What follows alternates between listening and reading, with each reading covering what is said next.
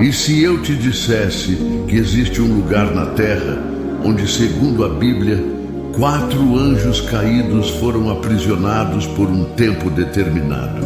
Imagine a curiosidade ao saber que esses anjos têm uma missão especial de destruição quando forem libertados.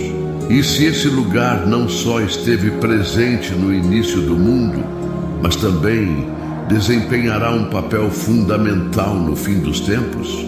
E se eu te revelasse que esse lugar é um símbolo do julgamento de Deus e está ligado à batalha do Armagedon? A Bíblia menciona tudo isso. Venha descobrir mais sobre este mistério e prepare-se para o que está por vir. O lugar de que estou falando é o rio Eufrates. Esse rio é mencionado tanto no primeiro livro da Bíblia quanto no último. Se você entende a profecia bíblica, sabe por que o rio Eufrates é tão importante. Em Gênesis capítulo 2, o Eufrates é citado como um dos rios que fluíam do jardim do Éden. Já no Apocalipse, o último livro da Bíblia, Deus revela que algo sinistro está guardado no fundo do rio Eufrates, o que preparará o cenário para o Armagedon. O rio Eufrates tem sido um marco essencial na história bíblica. Vamos considerar a história da Torre de Babel. Os historiadores acreditam que a cidade de Babilônia ficava a cerca de 80 quilômetros ao sul de Bagdá, ao longo do rio Eufrates. Naquela época, toda a humanidade falava uma única língua. Eles disseram uns aos outros: vamos construir uma grande cidade para nós, com uma torre que alcance o céu. Isso nos tornará famosos e nos impedirá de sermos espalhados por toda a terra. Mas o Senhor desceu para ver a cidade e a torre que o povo estava construindo. Ele disse: vejam, o povo está unido e todos falam a mesma língua. Nada que planejem será impossível para eles. Vamos descer e confundir a língua deles, para que não se entendam mais. Assim, o Senhor os dispersou por toda a terra, e eles pararam de construir a cidade. E quanto ao futuro do rio Eufrates? Bem, no Apocalipse, quando toca a 6ª trombeta do julgamento de Deus, a Bíblia, em Apocalipse capítulo 9, nos conta que uma voz vinda das 4 pontas do altar de ouro que está diante de Deus ordenou a um anjo para liberar os 4 anjos que estavam presos no grande rio Eufrates. Esses 4 anjos, preparados para uma hora, dia, mês e ano específicos, foram soltos para causar a morte de 1/3 da humanidade. Devemos entender que esses 4 anjos malignos são algo como nunca antes visto neste mundo. Imagine quão terríveis esses anjos caídos são para que Deus os tenha aprisionado nas profundezas do rio Eufrates. O objetivo único desses anjos caídos é tirar a vida de 1/3 da população da Terra. Alguns estudiosos da Bíblia sugerem que esses anjos podem ter sido altos na hierarquia celestial e foram expulsos do céu junto com Lúcifer. A Bíblia nos conta que quando Lúcifer foi expulso do céu, 1/3 dos anjos caiu com ele.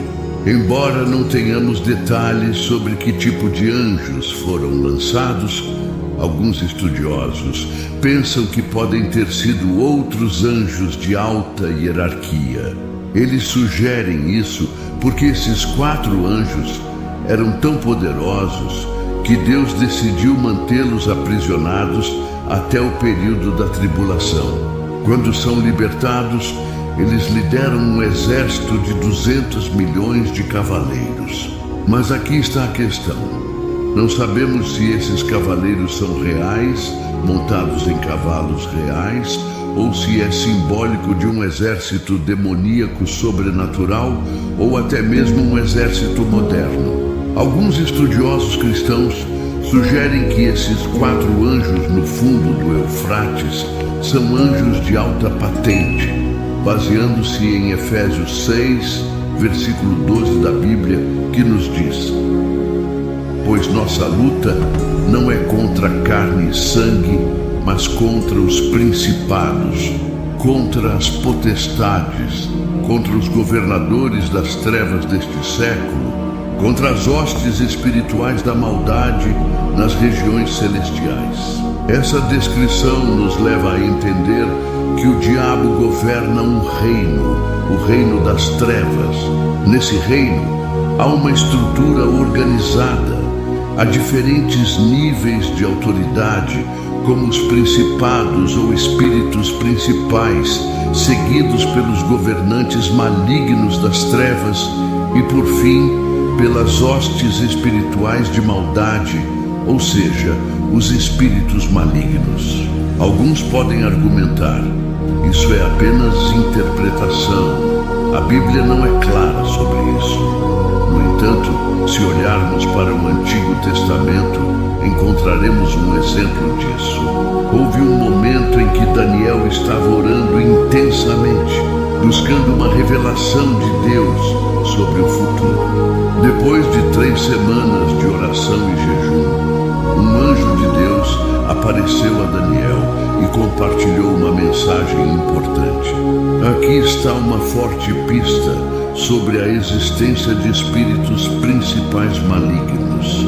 Em Daniel 10, versículos 12 a 13, lemos: então me disse: não temas, Daniel, porque desde o primeiro dia em que aplicaste o teu coração para entender e para humilhar-te perante o teu Deus, são ouvidas as tuas palavras, e eu vim por causa das tuas palavras. Porém, o príncipe do reino da Pérsia se pôs defronte de mim por 21 dias. E eis que Miguel, um dos primeiros príncipes, veio para ajudar-me.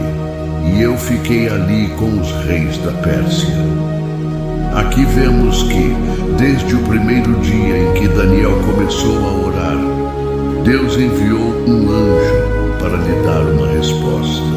No entanto, o anjo foi atrasado por 3 semanas, não por um demônio, mas pelo príncipe do reino da Pérsia, indicando a oposição de um espírito maligno. O anjo de Deus foi atrasado por um principado, um espírito principal maligno, que era tão poderoso que Miguel, o arcanjo de Deus, teve que vir ajudar e lutar contra ele.